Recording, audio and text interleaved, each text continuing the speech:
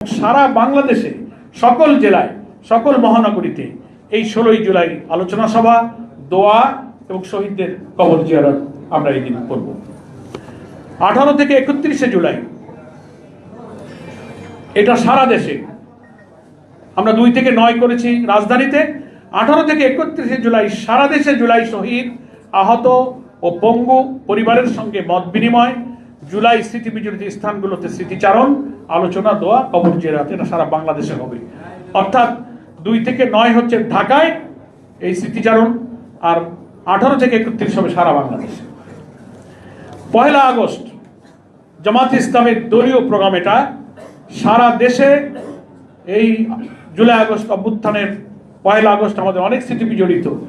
এই 1 তারিখেই জামাত ইসলামী শিবিরকে নিষিদ্ধ ঘোষণা করেছিল ফ্যাসিবাদী সরকার। আল্লাহ তাআলা আমাদের সেই নিষেধাজ্ঞা প্রত্যাহার করেছেন, প্রতীক ফিরিয়ে দিয়েছেন, নিবন্ধন ফিরিয়ে দিয়েছেন। আমাদের মজলুম এটিএম আজহার ভাই ধীরে ধীরে ক্রমান্বয়ে ফাঁসির সেল থেকে মুক্ত হয়ে দেশবাসীর সামনে ফিরে এসেছেন। তার শুকরিয়া, সেই চেতনা এবং পার্লামেন্টে এমপি হিসেবে তিনি ভূমিকা পালন করছেন, আমাদের সংগঠনের একজন সিনিয়র নায়েবে আমির।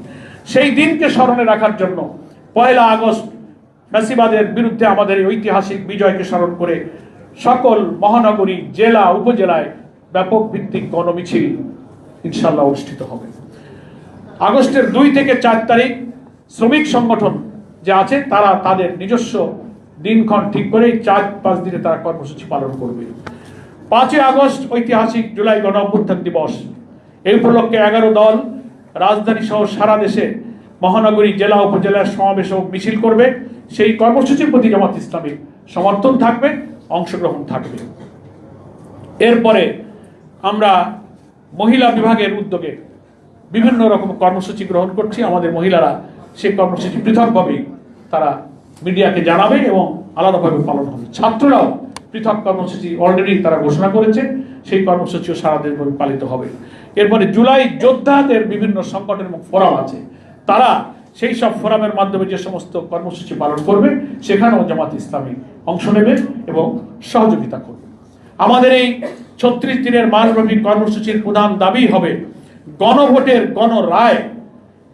জুলাই সনদ যেদিন ঘোষণা হয়েছে তার পরের দিন প্রকাশ্য দিনের বেলায় ভারতীয় আধিপত্যবাদ বিরোধী ইসলামী জনতার এই তরুণ কিংবদন্তির প্রতি ওসমান হানিকে নিষ্ঠুরভাবে গুলিবিদ্ধ করা হয়েছে।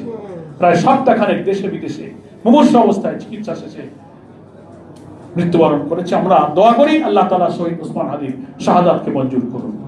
আমরা এই সব মৌলিক দাবি আর জনদুর্ভোগ, দুঃখ কষ্ট, দ্রব্যমূল্য, আইন শৃঙ্খলার অবনতি, হত্যা, ধর্ষণ, চাঁদাবাজি ব্যাপকভাবে চলছে, আমাদের নেতারা সে বক্তব্য রেখেছেন। এই সব কর্মসূচিকে ফোকাস করে মাস ব্যাপী আমরা জামাত ইসলামী এবং 11 দলের ঘোষিত কর্মসূচিতে ফ্যাসিবাদ বিরোধী জনতা ইনশাআল্লাহ রাজপথে মুখর থাকবে, তৎপর থাকবে। স্লোগানে স্লোগানে কর্মসূচিতে দেশকে আমরা ইনশাআল্লাহ উচ্চকিত রাখবো এবং আমরা আন্দোলনমুখর করে তুলব। আমরা মনে করি এই জুলাই কর্মসূচির মধ্যেই বিএনপি সরকারের পদোদয় হবে। পার্লামেন্ট চলমান আছে, অবিলম্বে এই বাজেট সেশনেই 30 তারিখে, হয়তো আগামীকাল, আজকে 30 তারিখ বাজেট পাস হয়ে শেষ হয়ে যাবে। আরো শুনেছি প্রায় 15 দিন আপনাদের সেশন চলবে। আশা করি আপনারা সংবিধান সংস্কার পরিষদের অধিবেশন ডাকুন, শপথ নিন এবং সংবিধান সংশোধন নয় সংস্কার করুন। জাতির এই সংকট থেকে দেশবাসীকে আপনারা মুক্ত করুন। আপনারাই আপনাদের 31 দফার প্রথম দফাতে সংবিধান সংশোধন বলেননি।